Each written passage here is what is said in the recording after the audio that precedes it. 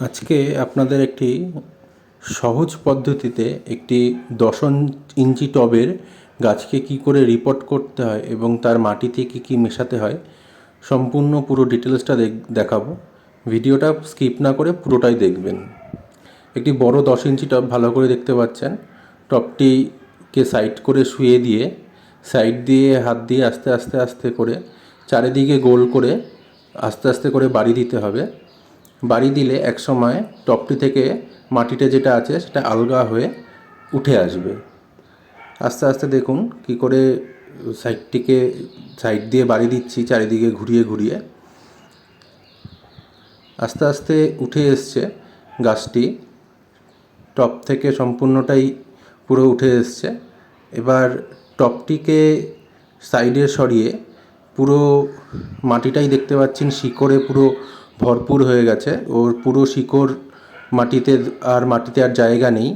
এবার নিচের বালি আর যে ইট খোয়া দিয়েছিলাম ড্রেনেজ সিস্টেম ঠিক রাখার জন্য, সেটাকে আস্তে আস্তে পুরোটাকে সরিয়ে দিতে হবে। সরিয়ে দিয়ে বালিটাকে আলাদা রাখতে হবে।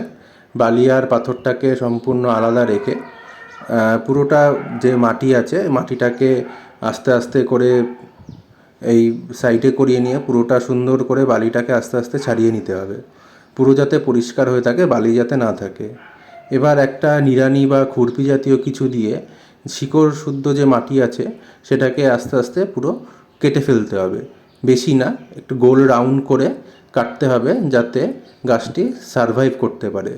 এবং ওপরের যে মাটিগুলো আছে সেগুলো আস্তে আস্তে পুরোটাকে চেঁচে ফেলতে হবে। চেঁচে ফেললে ওই ফিডার রুট আস্তে আস্তে ঠিক পরবর্তী সময়ে ঠিক যত্নে ও নিজের ফিডার রুটগুলোকে তৈরি করে নেবে। আপনারা এইভাবে একটা গোল শেপ দিয়ে দিতে পারেন। দেখুন সুন্দর একটি গোল শেপ দিয়েছি। এই গোল শেপ দেওয়াতে কোনো অসুবিধা হয়নি। আর শিকড়ওয়ালা যে মাটিগুলো আছে এই মাটিগুলো কখনোই ফেলবেন না, এগুলোকে আবার পরবর্তীকালে ব্যবহার করা যাবে। এবার দেখুন একটি বাগানের মাটি নিয়েছি। বাগানের মাটি নিয়ে সেখানে পর্যাপ্ত পরিমাণে গোবর সার দিয়েছি। গোবর সার আপনাদের না থাকলে আপনারা পাতা পচা সার ব্যবহার করতে পারেন। এখানে ভালো করে মাটির সাথে গোবর সারটা মিশিয়ে কিছু রাসায়নিক সার দেব। যেরকম এখানে প্রথমে দিলাম হচ্ছে ডিমের খোসার গুঁড়ো। একটু ডিমের খোসার গুঁড়োটা দেওয়ার পরে লাল পটাশ এখানে ছড়িয়ে দেব। তারপরে দেব হচ্ছে নিমখোল, যাতে মাটিতে কোনো পোকামাকড় না থাকে তার জন্য অল্প করে নিমখোল, তারপর অল্প করে লাল পটাশ দিয়ে দিলাম। এবার দিয়ে দিলাম ডিএপি। ডিএপিতে নাইট্রোজেন এবং ফসফেট থাকে, ডিএপি অবশ্যই দেবেন। তারপরে দিলাম হাড় গুঁড়ো। হাড় গুঁড়ো 1 মুঠ বা 1.5 মুঠ মতো অল্প করে হাড় গুঁড়ো ছিটিয়ে দেবেন। তারপরে দিলাম শিংকুচি। শিংকুচিতে নাইট্রোজেন পরিমাণ অনেক পরিমাণে থাকে, তাতে শিকড় সহজেই গজাতে পারে। এবার আস্তে করে মাটিটাকে ভালো করে মিশিয়ে নেবেন। সবগুলো রাসায়নিক সার এবং জৈব সারের সাথে মাটিটাকে ভালো করে অবশ্যই মিশিয়ে নেবেন। আর অবশ্যই আপনারা যদি আপনাদের কাছে লাল বালি থাকে তাহলে লাল বালি দেবেন, না হলে ধানের চিটা আপনারা দিতে পারেন। পরিমাণটা হবে মাটি 50%, গোবর সার 30%, 20% হচ্ছে বালি বা লাল যে আপনাদের যে ধানের চিটা আছে সেটা। এবার মেইন অপশন হচ্ছে ড্রেনেজ সিস্টেম। এই টবের ড্রেনেজ সিস্টেমটা যদি ঠিক হয় তাহলে কিন্তু গাছ দ্রুত বড় হবে, জল জমে থাকবে না, শিকড় খুব তাড়াতাড়ি বিস্তৃত করবে। দেখুন 3টে যে নিচে যে হোল ছিল সেগুলো দিয়ে বন্ধ করে দিলাম, দিয়ে বালি দিয়ে দিলাম। বালিতে কী হবে, নিচে জলটা কিছুটা স্টে করবে। তারপরে মাটি দিয়ে সুন্দর করে গাছটাকে আস্তে আস্তে করে মাঝখানে বসিয়ে দিলাম।